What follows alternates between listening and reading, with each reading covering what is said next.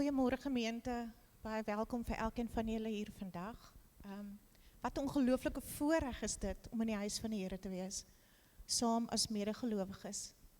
Ek wil julle uitnooi om saam met ons te sing vanoggend, en as daar enige iemand is wat vanoggend hier sit met 'n seer hart, met twyfel in die hart, wil ek julle uitnooi om stil te raak en die Heilige Gees te nooi om julle te oortuig dat Jesus is die antwoord.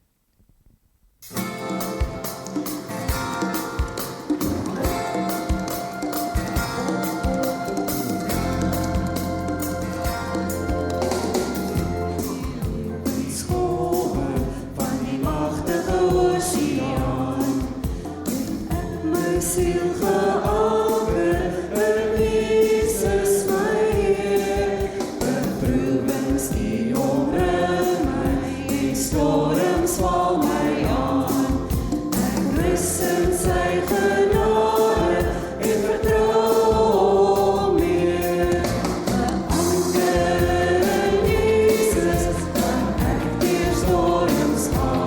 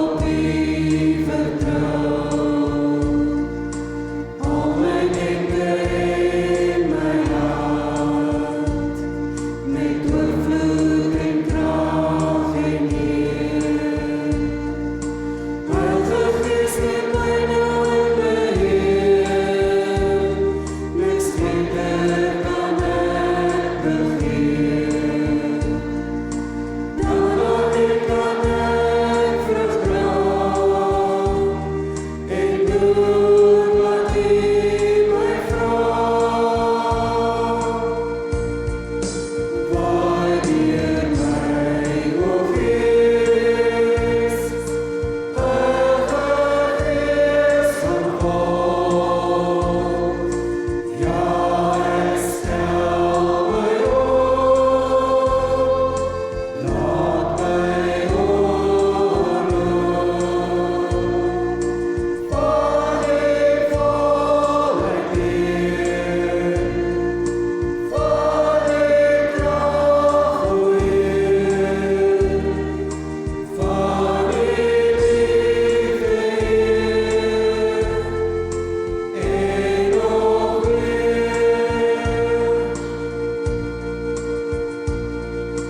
Heilige Gees, ek smag na U,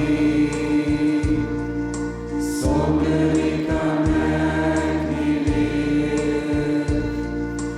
Maak my skoon, maak my skoon, dat die volheid in my kan woon. Heilige Gees, neem my nou in my Heer, niks beter kan ek begeer. Dan alleen kan ek vrug dra, en doen wat U my vra. Waardeur my o Gees, Heilige Gees van God. Ja, ek stel my op, laat my oorloop. Van die volheid leer, van die krag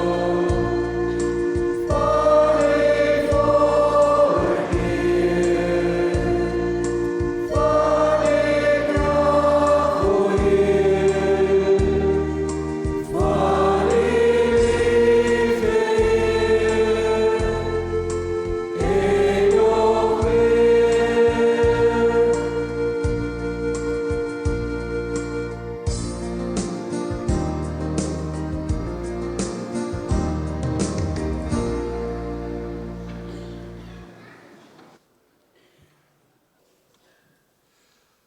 Goeiemôre vriende. En hartlik welkom vir elkeen van julle. Dit is so lekker om elkeen van julle vanoggend hier te kan sien. En wat 'n voorreg is dit nie vir ons om as kinders van die Here vanoggend so by mekaar te kan wees nie. Mag elkeen van ons wat vandag hier is, oud en jong, klein en groot, vandag ietsie beleef van die Here se liefde vir elkeen van ons. Maar mag ons ook na die einde van vandag se diens huis toe gaan met 'n stukkie hoop en bemoediging wat ons vandag ook uit die woord van die Here gaan ontvang. As jy nog nie die geleentheid gekry het nie, gebruik nou die geleentheid, kom ons draai gou na mekaar toe, groet mekaar, sê vir mekaar môre, en sê vir mekaar hartlik welkom hier in die huis van die Here dan ook.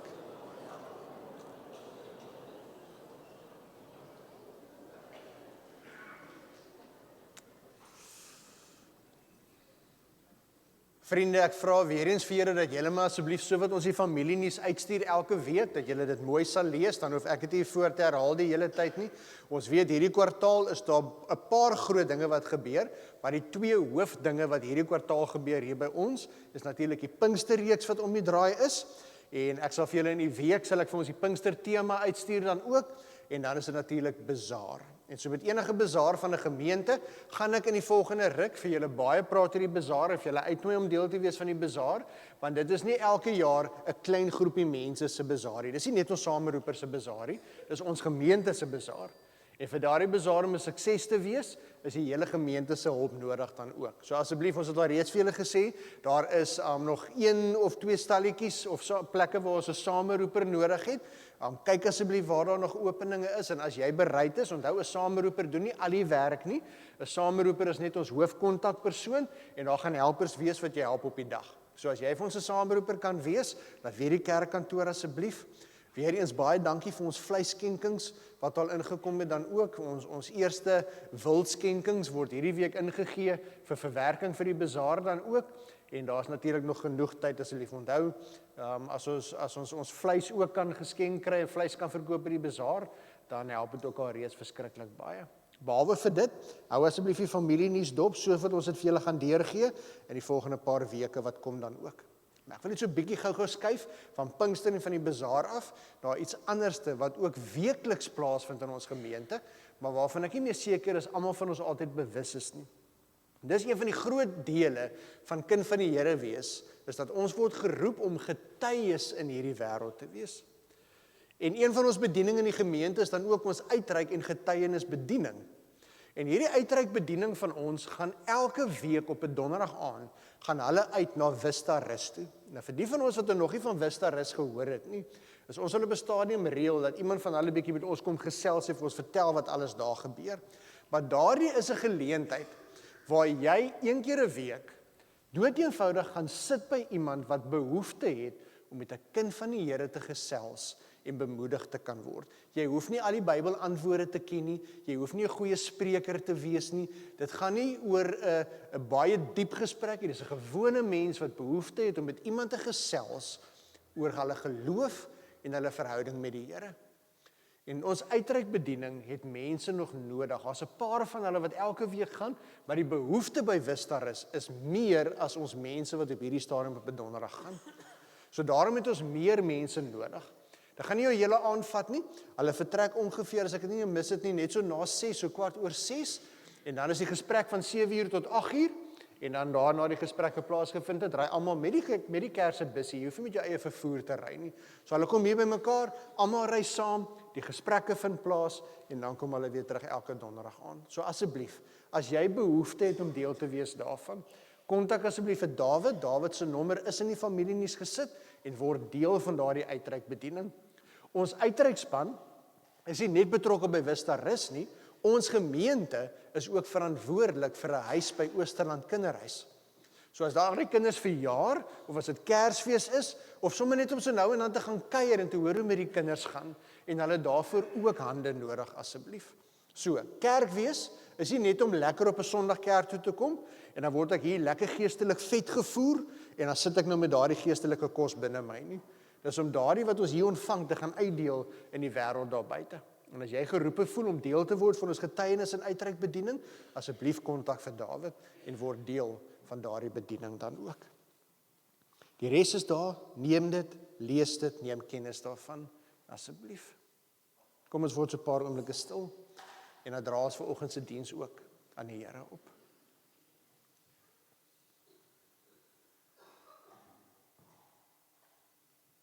Abba, Here, ons loof U en ons prys U vanoggend vir hierdie nuwe dag waarmee U ons seën. Here, ons weet hierdie dag is 'n geskenk van U af. As ons in die aand gaan slaap en die volgende oggend kan opstaan, weet ons dit is ook net genade. En Here, die voorreg om so as 'n geloofsfamilie by mekaar te kan wees en saam te kan sing en saam te kan aanbid en saam te luister na U wil vir ons lewe. Here, dis ook net genade. Maar Here, alles wat ons is, alles wat ons het, is net genade. En daarom wil ons sommer vanoggend vir U net loof en prys, allereers vir wie U is, en ons wil bely dat daar geen naam bo die naam van Jesus is nie. Dat daar geen naam behalwe die naam van Jesus is nie. En Here Jesus, dat U ons koning en ons verlosser, ons redder en ons Here is. Mag U verheerlik word deur alles wat vandag in hierdie diens gebeur. Kom ontmoet ons in hierdie diens, Here. Kom wys vir ons U hart, sodat ons U nog beter en dieper kan leer ken. Ons bid dit in Jesus naam. Amen. Liewe gemeente, vriende, die kinders van die Here, ek groet julle dan ook vanoggend in die naam van die drie-enige God, die Vader, die Seun en die Heilige Gees. Amen. Ek wil vra dat al ons maatjies gou vir my sal vorentoe storm en julle kan weer vir my lekker hierso kom sit. Hierdie kant asseblief, dat ek almal van julle so gelyk kan sien.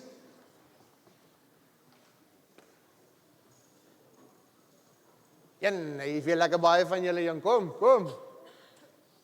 Maak hierdie dominee se hart so bly.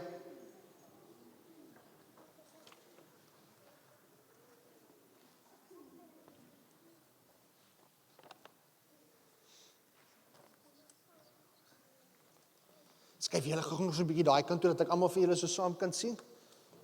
Dankie weer julle.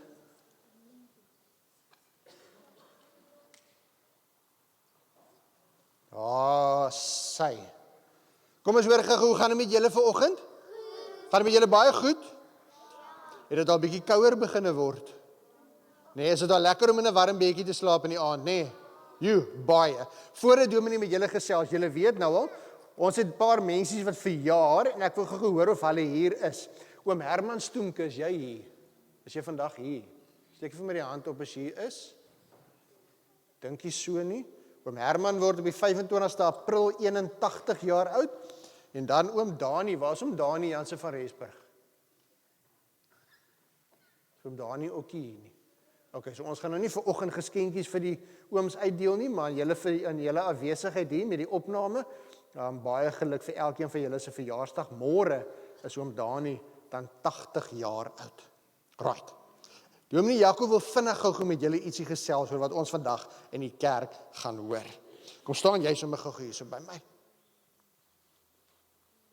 Kry jy koud vir oggend? Is dit daarom nie te koud nie? Sê Dominee Jaco kry so 'n bietjie koud, nee, ek het 'n baadjie aangetrek vir oggend, nee. Maar ek het eintlik hierdie baadjie gebring vir jou, sodat jy hom kan aantrek, nee. Kyk gou hier, so steek jy jou armpie daarin.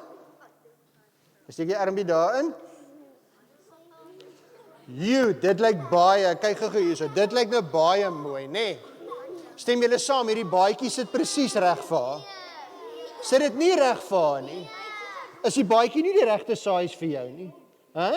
Is hy te groot vir jou? Oh man, okay, jy kan gou weer gaan sit. Nou, wil ek gou hoor, wie gaan ek nou vra om uit te kom? Kom jy gou hierso. Daar sy. Nou, die volgende ding. En nou hoop ek het nou nie hierdie ding oordink hier, so nou hoop ek nie hierdie ding loop skeef nie. Goed. Jy moet gou vir Dominee Jaco optel.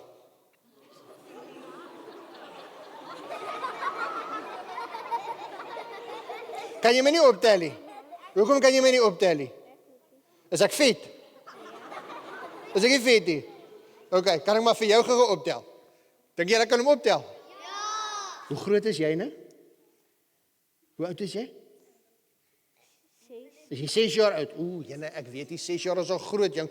Kom ons kyk gou.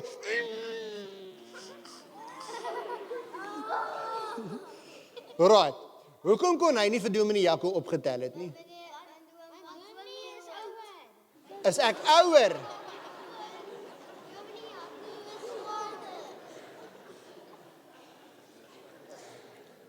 Dion, sit gou af die opname asseblief. Julle sterre man. Maar Dominee Jaco is baie groter as hy, né? Hoekom het my baadjie nie vir haar gepas nie? Is dit haar baadjie? Dis myne en my baadjie is baie groter as wat sy is. Right. Maatjies, hoekom doen ek hierdie? Want ons vergeet partykeer hoe groot liewe Jesus is. Net soos wat ons partykeer vergeet.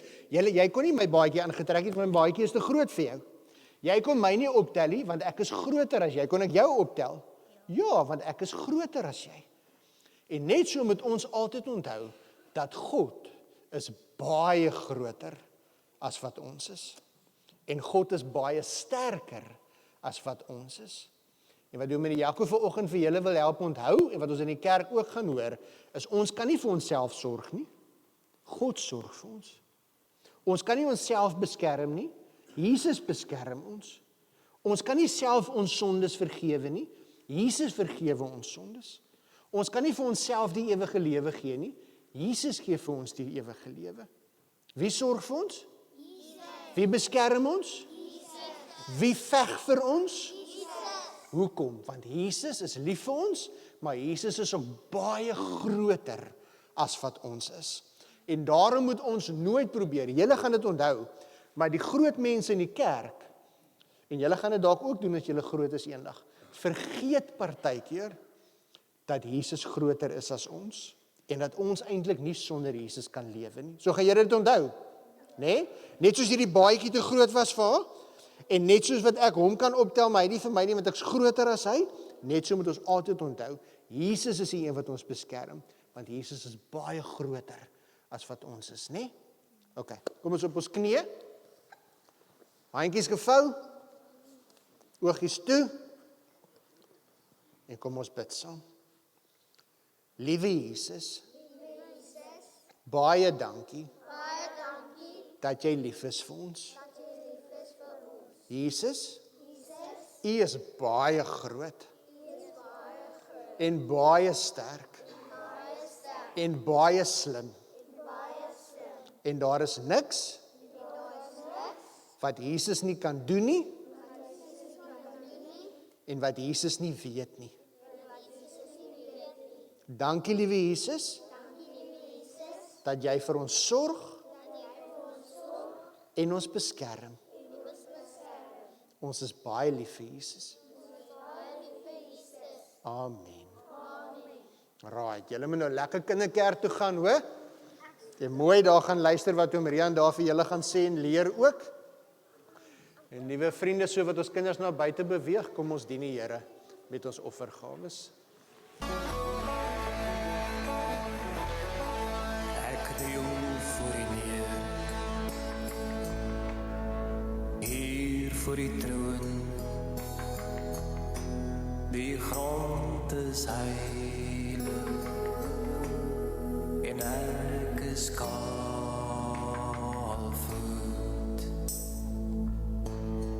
U word meer en ek word minder.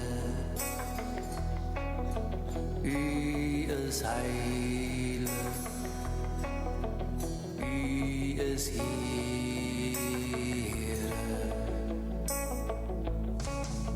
U is die Alpha en Omega. U is alles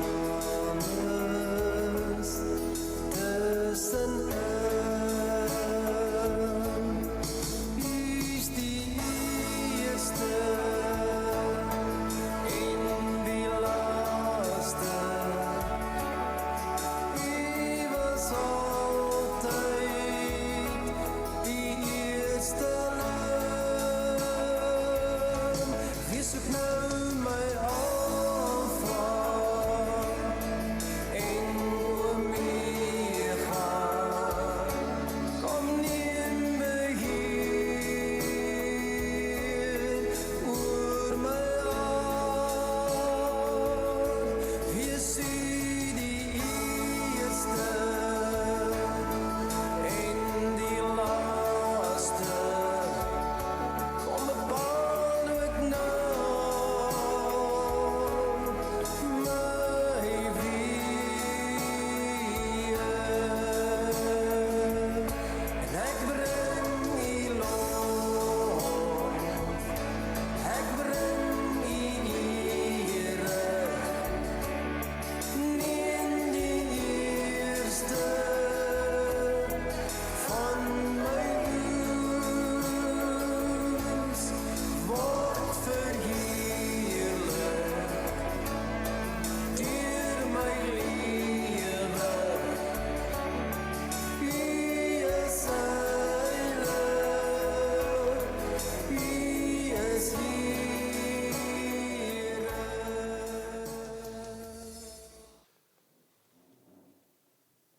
Nou ja, vriende, ons kan vanoggend ons Bybels oopmaak by twee gedeeltes. Twee gedeeltes, albei in die Nuwe Testament, maar verskillende plekke. Maar wat ons vandag gaan hoor vir ons gaan help met die tema waarby ons vanoggend gaan stil staan. Die eerste een is Jakobus 1, Jakobus hoofstuk 1, en die volgende ene is Matteus hoofstuk 21 van vers 18 af. Jakobus hoofstuk 1, van vers 1 tot vers 8. Jakobus is natuurlik een van my gunsteling boeke in die Bybel.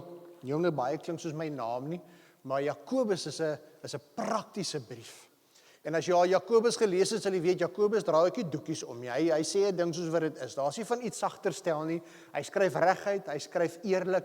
En vir Jakobus is daar 'n groot fokus op jou geloof, wat nie net een of ander konsep of gedagte is nie. Geloof is iets wat geleef word, wat sigbaar word deur jou dade en so meer. So Jakobus 1 van vers 1 tot vers 8. Lees dit saam met my. Van Jakobus, 'n dienaar van God en die Here Jesus Christus, aan die 12 stamme wat oor die wêreld versprei is, groete. Dis die 12 stamme van Israel. Onthou, Jakob het 12 seuns gehad, en daardie 12 seuns het later die 12 stamme van Israel geraak. So hier verwys Jakobus na al die kinders van die Here. Dis 'n manier om te sê, nie net die Israeliete nie, al die kinders van die Here. En dan sê hy wat verspreid woon oor die wêreld. Die letterlike woord is die diaspora. Met ander woorde, dis mense wat as gevolg van hulle geloof verwyder is uit hulle families en gesinne en hulle huise uit, en hulle woon nou verspreid reg oor die wêreld, maar hulle het eintlik nie 'n huis nie. Hulle is op hierdie stadium swerwelinge. Hulle hele lewe is omvergegooi, want omdat hulle in Jesus glo, het hulle families hulle afgeskryf, hulle geliefdes het hulle afgeskryf, hulle het nie meer plek nie, hulle het nie meer heenkome nie, so nou swerf hulle deur die wêreld op hierdie stadium. Right. Dan, my broers, julle moet baie bly wees, wanneer allerlei beproewings oor julle kom, want, soos julle weet, as julle geloof die toets deurstaan het, stel dit julle in staat om te volhard. En die volharding moet eindtyd volgehou word, sodat julle tot volle geestelike rypheid kan kom, sonder enige tekortkoming. As een van julle wysheid kortkom, moet hy dit van God bid, en hy sal dit aan hom gee, want God gee aan almal sonder voorbehoud en sonder verwyte. Maar 'n mens moet gelowig bid en nie twyfel nie. Want iemand wat twyfel is soos 'n brander in die see wat deur die wind aangejaag en heen en weer gedryf word. So 'n mens wat altyd aan die twyfel is en onbestendig is in al sy doen en late, moenie dink dat hy iets van die Here sal ontvang nie. Julle sien, hy draai nie regtig doekies om nie, hy stel nie 'n ding hier saggies nie. Blaai saam met my na Matteus 21. Matteus 21 van vers 18 af. Nou in hierdie gedeelte wat ons nou lees, het Jesus nou net Jerusalem binne gevaar op die donkie, op Palm Sondag. So dit is nou Paasnaweek en Jesus is op die punt om gekruisig te word. En net nadat hy Jerusalem ingevaar het, gebeur die volgende. Die tempel is nou gereinig. Daar waar Jesus ingegaan het en die tafels omgegooi het en die geldwisselaars uit die tempel uitgejaag het. En dan lees ons hierdie. Vroeg die môre, op pad terug stad toe, het Jesus honger gekry. Toe hy 'n alleenstaande vyeboom langs die pad sien, gaan hy daarheen, maar hy het niks anders as blare daaraan gekry nie. Hy sê toe vir die boom, jy sal in der ewigheid nooit weer vrugte dra nie. En die vyeboom het dadelik verdroog. Toe die disippels dit sien, was hulle verbaas en het hulle gevra, hoe het die vyeboom dan so skielik verdroog? Daarop antwoord Jesus hulle, dit verseker ek julle, as julle geloof het en nie twyfel nie, sal julle kan doen wat ek aan die vyeboom gedoen het. Meer nog, julle sal vir hierdie berg kan sê, lig jou op en val in die see, en dit sal gebeur. As julle glo, sal julle alles ontvang wat julle in die gebed vra. Tot sover wat ons hierdie gedeeltes lees uit die woord van die Here. Nou julle, as ons hierdie twee gedeeltes lees, is dit twee verskillende gedeeltes, verskillende kontekste, maar daar's een woordjie wat in al twee van hierdie gedeeltes opgekom het, as iets wat as 'n waarskuwing vir ons as kinders van die Here gegee word. En dit is die woordjie wat die volgende item is, wat ek en jy op ons reis na God se hart nie in ons bagasie moet pak nie. Iets wat nie in my reistas gesit moet word nie, want as hierdie woordjie in my reistas gesit word, het ons in hierdie gedeeltes gehoor, kan ons nie verwag om enigiets van God af te ontvang nie, en gaan ons definitief nie by God se hart kan uitkom nie. En dis daardie woordjie, twyfel. Nou wil ek vir jou vra, as jy nou vanoggend sommer aan die begin van hierdie diens hoor, dat as ek en jy twyfel, kan ons nie verwag om enigiets van God af te ontvang nie. Ek weet nie van julle nie, maar die eerste keer toe ek dit weer lees, toe kom al so mismoedigheid oor my hart, toe ek, oef, Here, gaan ek dan nou ooit enigiets van U kan ontvang? Want ek weet nie van julle nie, maar ek twyfel nogal soms, hoor. So elke nou en dan kom my iets oor uit se pad en dan skop 'n stukkie twyfel in. En as so deel van my dat ek hier gedeeltes lees met myself, dink my Here, as ek twyfel en omdat ek twyfel, ek nie kan verwag om enigiets van U te kan ontvang nie, en omdat ek twyfel, kan ek ook nie verwag om regtig U wil ten volle uit te leef en naby my aan die hart te kom nie. Here, hoe dan nou? Dit kan mos nie so wees nie. Onthou julle toe ons reeks met bagasie begin het, toe ons in die eerste plek toe sê ons vir mekaar, dat ons moenie baie tasse pak nie. Ons het nie baie dinge nodig om gelukkig te wees in die lewe nie. En dis die volgende ding wat ons gehoor het, ons nie in ons tas moet pak nie, bekommernis. En twyfel en bekommernis loop baie keer hand aan hand. En sê julle onthou, ons toe vir mekaar gesê dat wanneer ons in die Bybel lees oor hierdie woorde, moet ons altyd hoor, dit gaan nie net oor hoe ons outomaties daaraan dink nie. Ons lees die woord twyfel en outomaties dink ons aan die gevoel van twyfel. Daardie emosie wat ek beleef, daardie gedagte wat by my opkom, daardie gevoel wat ek ervaar in die oomblik. En net soos met bekommernis, sal julle onthou dat ons vir mekaar gesê, dat ek en jy het nie altyd beheer oor die aanvanklike gedagte wat by ons opkom nie. Wanneer 'n situasie oor my pad kom, en in daai oomblik ewe skielik voel ek, maar ek voel nou bang, ek voel angstig, ek voel bekommerd. Ons het nie altyd beheer daaroor nie. En daarom moet ons nie die geloofswaarhede waar die Bybel praat, altyd net koppel aan 'n emosie nie. Want die twyfel waarvan hierdie gedeeltes praat, is nie net 'n gevoel van twyfel nie, dis iets dieper as dit. En alhoewel ek en jy nie altyd beheer het oor die emosie wat ek in daardie oomblik beleef nie, het ons wel beheer oor wat ons met daardie emosie gaan maak. Gaan ons toelaat dat daardie emosie wortel skiet in ons lewe en ons hele lewe verander en beïnvloed, of gaan ons erkenning gee aan dit wat ek voel? Ek vat daardie emosie en ek maak dit gehoorsaam, onderdanig aan God se woord en waarheid. En dis iets daarvan wat hierdie gedeeltes ook vir ons verduidelik. Wat ek wil tog vra, is daar enige iemand wat ver oggend hier teenwoordig is, wat nog nooit in jou lewe getwyfel het nie? As jy jou hand opsteek, asseblief kom leer vir ons van die vooraf hoe om dit te doen, hoor. Almal van ons twyfel. Almal van ons weet hoe dit voel om te twyfel. Almal van ons het al geworstel met vrae in ons hart. Almal van ons het al gebid vir iets, en ek is seker net soos wat met my belewenis ook baie keer, jy bid, en jy weet jy bid gelowig. Jy weet jy bid, en jy vertrou ten volle dat God daartoe in staat is om hierdie gebed te beantwoord. En dan gebeur die teenoorgestelde. En dan begin die vra, dan begin die worstel. En baie van ons het groot geword met hierdie gedagte van wanneer ek vra vir God, wanneer ek worstel met God, wanneer ek stoei met God, is ek besig om sonde te doen. En julle, die hartseer realiteit is, nêrens lees ons dit in die Bybel nie.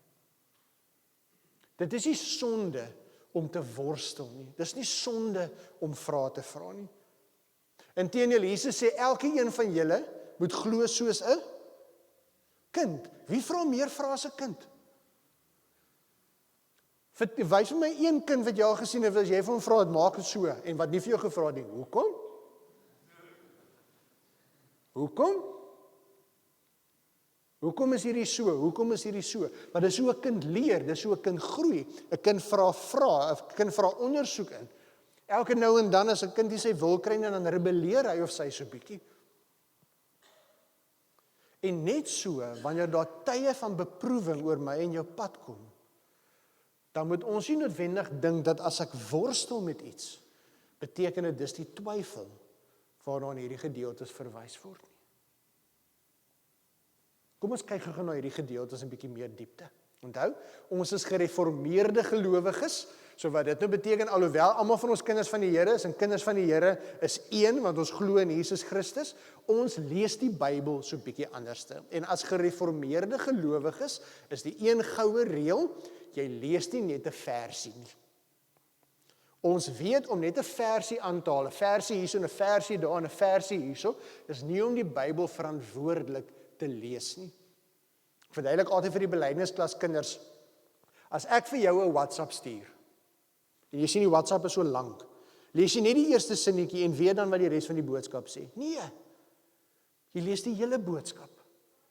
En net so moet ons versigtig wees om Bybelgedeeltes versie vir versie te lees. En elke keer as ek wil weet wat die Bybel sê, byvoorbeeld oor twyfel, soos vanoggend, dan gaan soek ek gou al die versies waarin die woordjie twyfel voorkom. En dan lees ek net daai versie en dan dink ek wat die Bybel sê. Dit werk nie so nie. Hierdie gedeeltes vind plaas binne in 'n groter storie en ons moet kyk na die groter storie om te sien wat die woord vir ons hier leer. Doen dit saam met my. As ons kyk na Jakobus, dan sien ons in Jakobus word hier geskryf oor beproewings wat oor kinders van die Here se pad kom. Hy begin sy brief en hy sê, ek skryf aan die 12 stamme van Israel, julle wat op hierdie stadium onder moeilike omstandighede lewe. Julle wat as gevolg van julle geloof probleme ervaar, seerkry ervaar. Julle is vervolg. Baie van julle het gesien hoe van julle geliefdes doodgemaak word voor julle oë, omdat hulle Jesus aanbid en nie die keiser nie. Baie van julle wat Jode was, het Jesus begine volg en nou het julle families julle afgeskryf.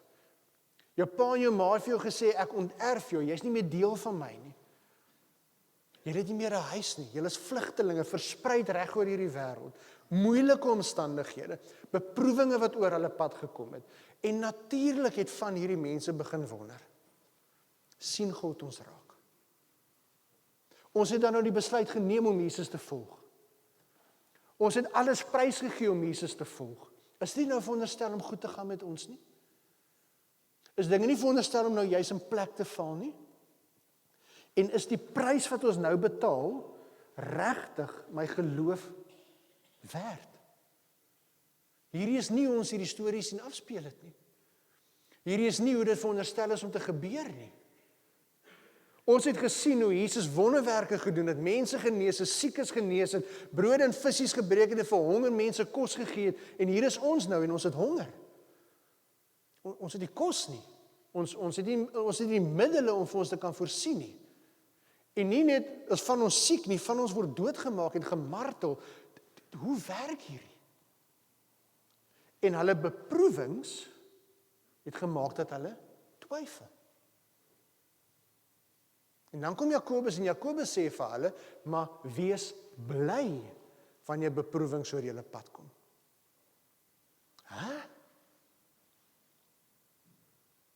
Verbeel jou, jy maak 'n afspraak met my of my toe kom sien vir berading oor 'n situasie in jou lewe, 'n probleem in jou lewe, groot krisis in jou lewe.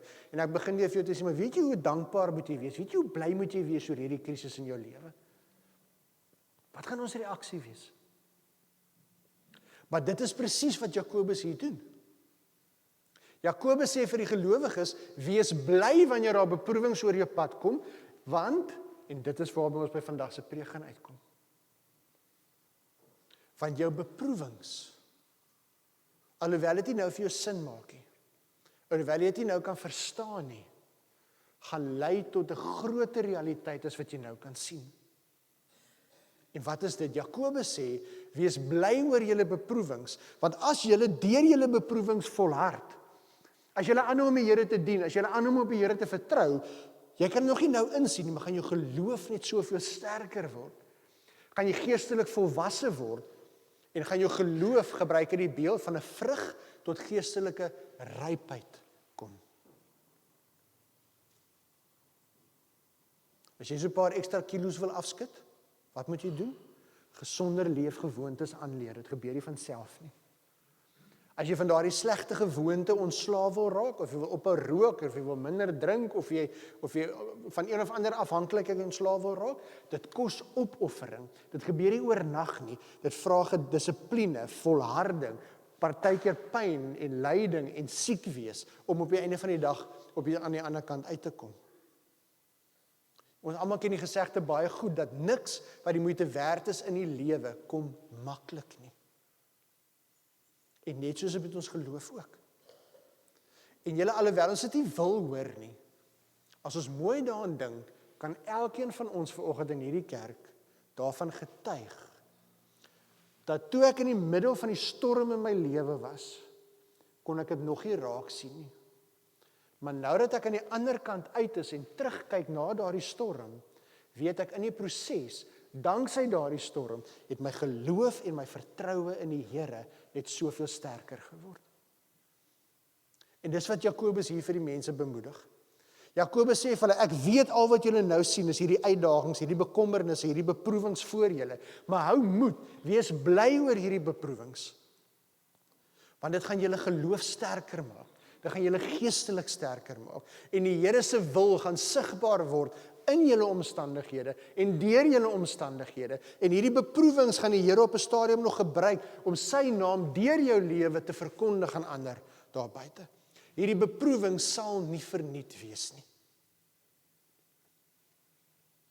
Let wel, Jakobus sê nie, dat God die een is, wat al die beproewings oor ons pad stuur nie.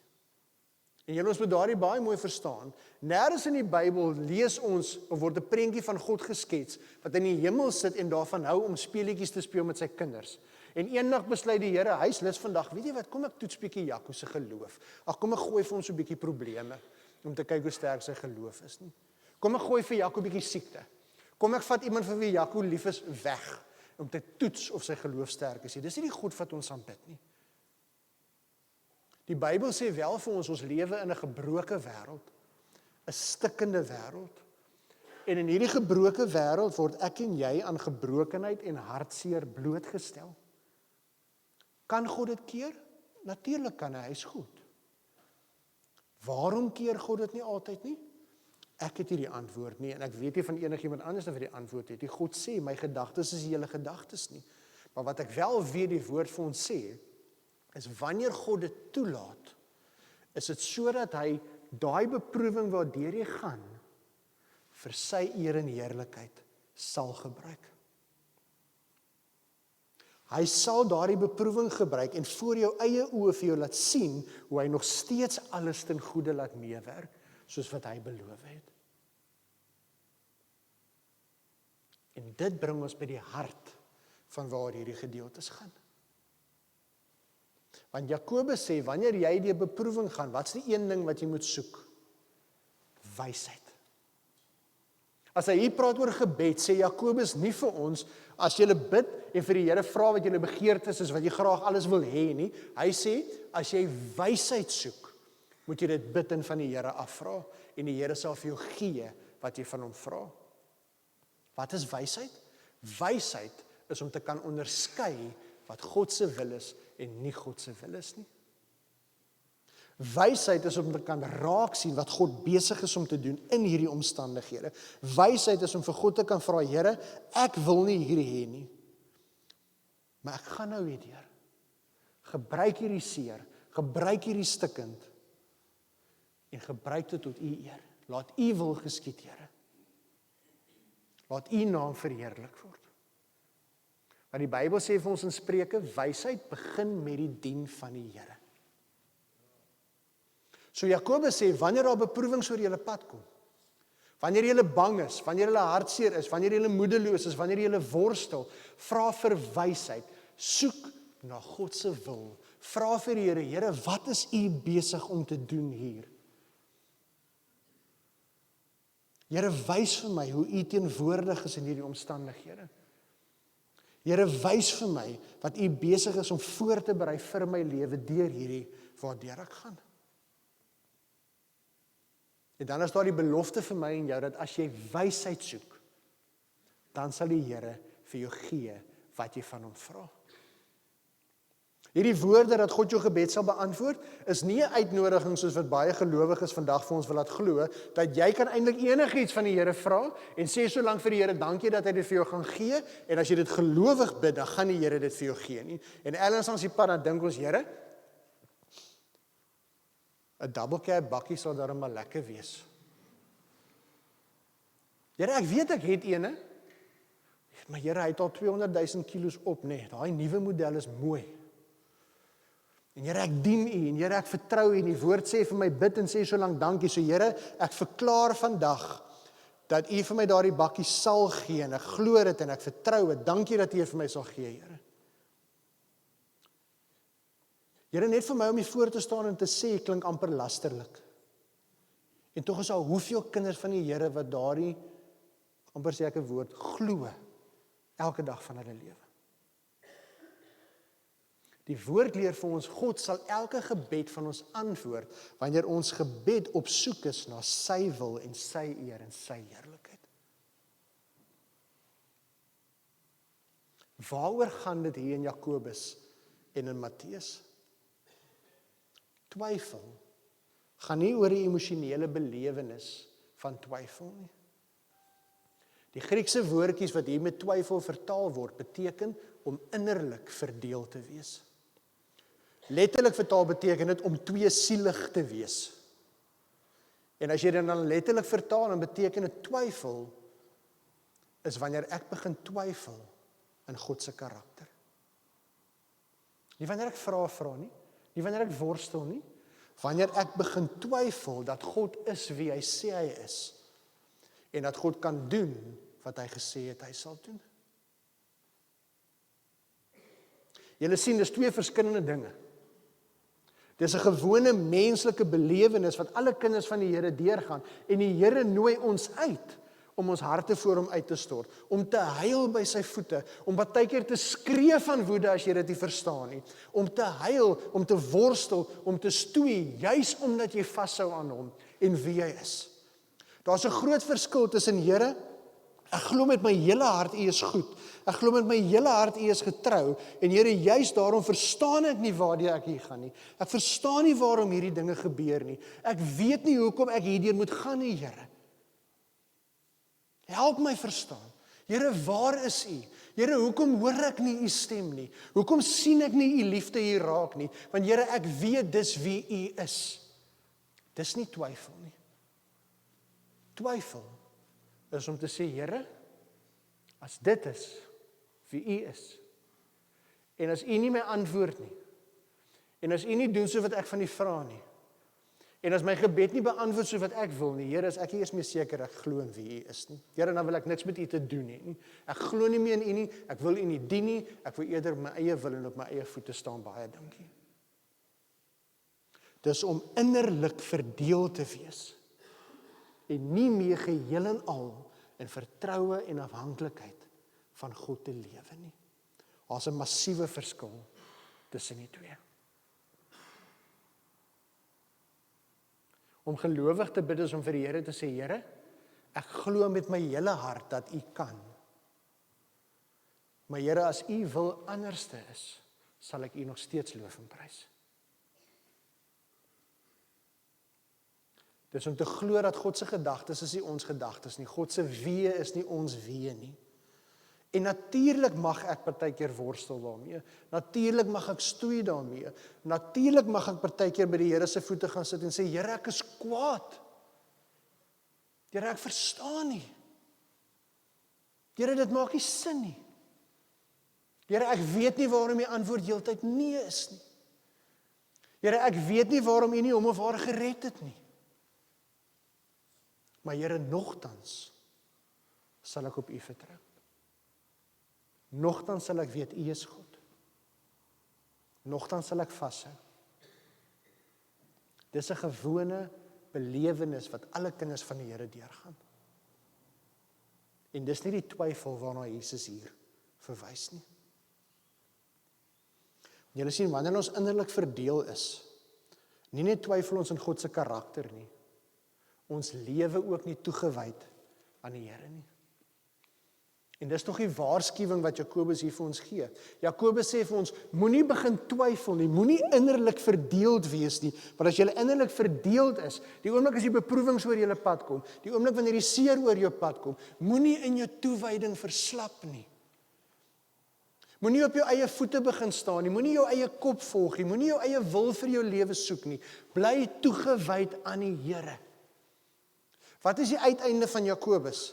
Jakobus sê, iemand wil die hele tyd twyfel in God se karakter, wat innerlik verdeeld is, sê hy, is onbestendig in sy dade. Met ander woorde, hy is ook die hele tyd so heen en weer in sy dade. Jy kan sien, jy lewe nie geheel en al toegewyd aan die Here nie. En hy sê, so 'n mens is soos 'n brander wat deur die wind heen en weer aangedryf word. Hoekom?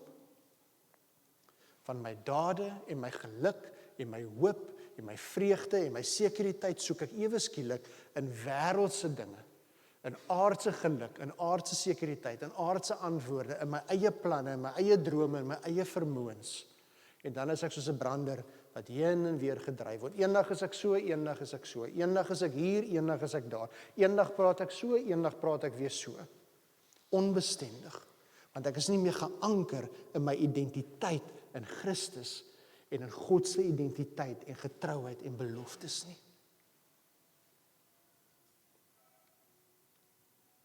Dan sê die woord, as jy so is, innerlik verdeeld is, nie geheel en al oorgegee aan God, geheel en al vertrou op God nie, dan kan jy nie verwag om van God af te ontvang wat hy vir jou in gedagte het nie.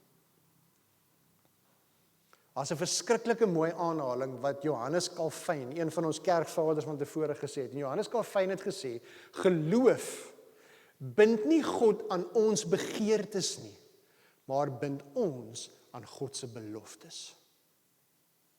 Lees dit mooi. Geloof is nie om God te bind aan ons begeertes nie. Dis om ons te bind aan God se beloftes. En God se beloftes staan altyd vas. Julle sien, hoe pas dit by die gedeelte van Jesus met die vyeboom? Dit is eintlik presies dieselfde boodskap wat ons in Jakobus lees. Jesus kom by die vyeboom en hy sien net blare. Ons lees Jesus was honger. Hy kom by die vyeboom. Toe hy by die vyeboom kom, is al wat hy sien blare en hy sê toe vir die vyeboom, jy sal in alle ewigheid nooit weer vrug dra nie. Wat's nou eintlik die probleem? Die probleem is in Israel. In die tyd van Paastyd, Paasfees, is dit in hulle vroeg lente.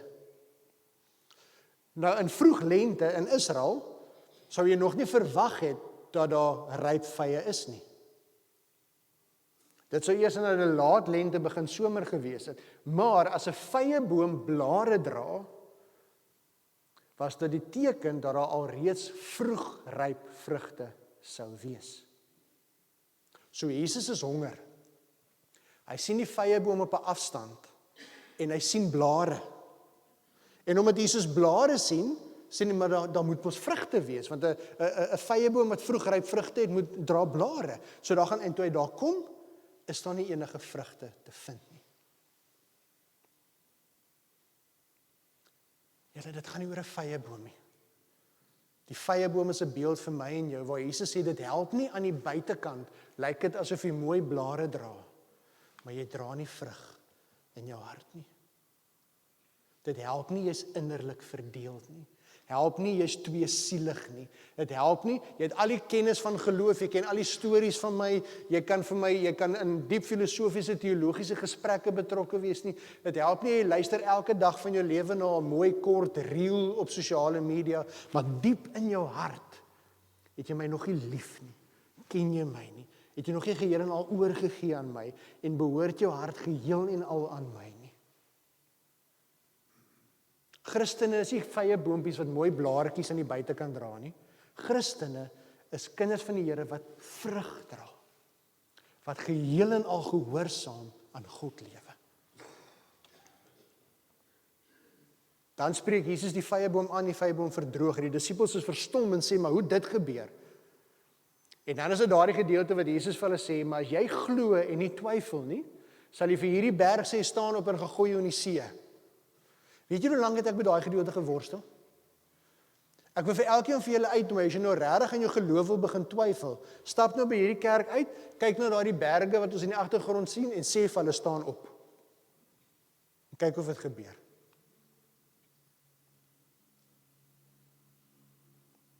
Want julle sien wat Jesus hier gebruik, vir die van ons wat nou lief is vir taal, die van ons wat nie lief is vir taal, jy is almal van ons weet daarin wat 'n idioom is. En het julle geweet, ons almal ken die Afrikaanse gesegde om berge te versit, né? Geloof om berge te versit. Julle daardie konsep van om berge te versit is eintlik 'n Joodse idioom wat hulle gebruik het wanneer iets nie binne 'n mens se vermoë is nie. So wanneer die Jode gesê het iets is vir 'n mens onmoontlik, het hulle die idioom gebruik om berge te versit. So wat Jesus in hierdie beeld vir die disippels leer, is wat vir die mens onmoontlik is vir God moontlik. So moet nooit twyfel in God se karakter en God se belofte en God se vermoëns nie.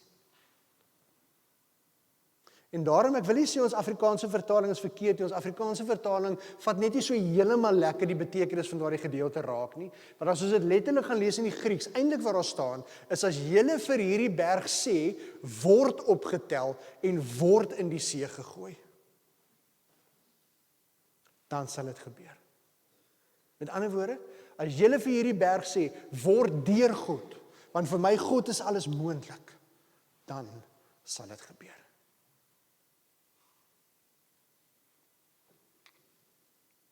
Wat is die boodskap wat ek en jy vandag met huis toe vat? Beproewings is deel van elkeen van ons se lewe. Slegte dinge gebeur elke dag met goeie mense. Nie al ons gebede word altyd beantwoord soos wat ons graag wil hê dit moet nie. Soms gebeur daar voor ons oë wonderwerke van mense wat genees word. Ons sien dit voor ons oë baie stories hier van ons lidmate wat ernstig siek was en die Here het gesond gemaak. Maar hy sit ook baie mense vanoggend hierso wat ernstig gebid het vir die genesing van 'n geliefde en die Here het hom of haar kom haal. En jy het gelowig gebid. Jy het vertrou. Moenie die leuns glo dat om vrae te vra, te worstel, te stoei of jou hart voor die Here uit te stort word deur God gesien as twyfel nie. God nooi ons uit. Kom sit by my voete. Praat met my, deel jou hart met my.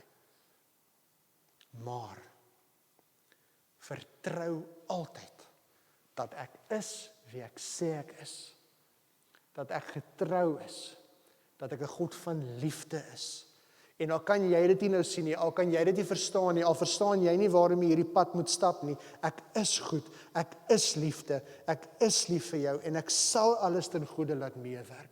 Moenie in my twyfel nie. Hou vas aan my. Stoei met my. Worstel met my. Deel jou hart met my. Stort jou hart rou en eerlik voor my uit. Maar vertrou my vir wie ek is. Maar terwyl jy stoei, terwyl jy worstel, moenie in jou toewyding verslap nie. Moenie net blaartjies dra nie. Dra vrug. Dien my, leef gehoorsaam aan my, soek met wysheid. En jy sal sien hoe my wil vir jou lewe sigbaar word, duidelik word, ook in hierdie stikkend en seer, waardeur jy nou moet gaan. So vriende, op ons reis na God se hart, kom ons los die twyfel waar dit hoort. Kom ons reis as mense wat nie innerlik verdeeld is nie, maar mense wat weet dat God se hart is goed en vol liefde en niks sal dit ooit verander nie. God is getrou. Ons kan hom vertrou. Ek wil vir jou geleentheid gee om daar waar jy sit, net so 'n paar oomblikke in stilte met die Here besig te wees. As daar iets is wat vanoggend in jou hart gebeur het, iets is waarmee jy worstel, as jy daar vanoggend agterkom dat jy dalk selfs begin twyfel het en innerlik verdeeld is, bring dit ook na die Here toe. Kom ons vra vir die Here om ons geloofspiere te versterk, om ons geestelik te versterk, sodat ons op hom kan vertrou deur alle seisoene van die lewe. Ek gee vir ons genoeg tyd vir stil gebed.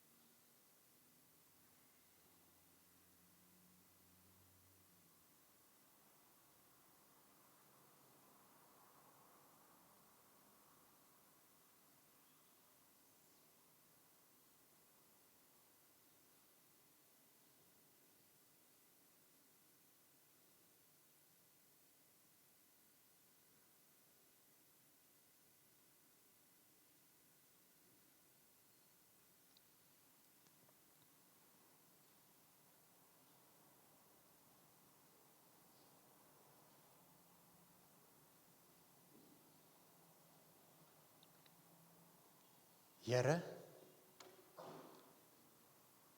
U hoor elke hartsgebed wat nou by U voete neergelê word. En Here, ons weet U is getrou en ons weet U is 'n God van liefde. En Here, ons bid vir oggend saam as 'n geloofsfamilie dat U deur die Heilige Gees ons harte sal vul met wysheid, sodat ons elke dag in alle seisoene en in alle omstandighede van die lewe sal soek na U wil. Dat ons U gehoorsaam sal bly dien en dat ons altyd sal vertrou op U karakter, op U wese, op U getrouheid. Maar Here, wanneer daar beproewings oor ons pad kom, wat ons voete onder ons uitvee, dankie dat ons kan weet dat U ons rots is, wat vas en stewig onder ons bly en nie wankel nie. Here, dankie dat U getrou is, altyd daar is. Ons bid dat U deur die Heilige Gees sal help dat ons harte nie meer verder verdeeld sal wees nie. Maar Here, dat ons geheel en al op U sal bly vertrou. U sal loof en prys in die goeie en in die slegte. U is goed, Here. Ons glo dit met ons hele hart.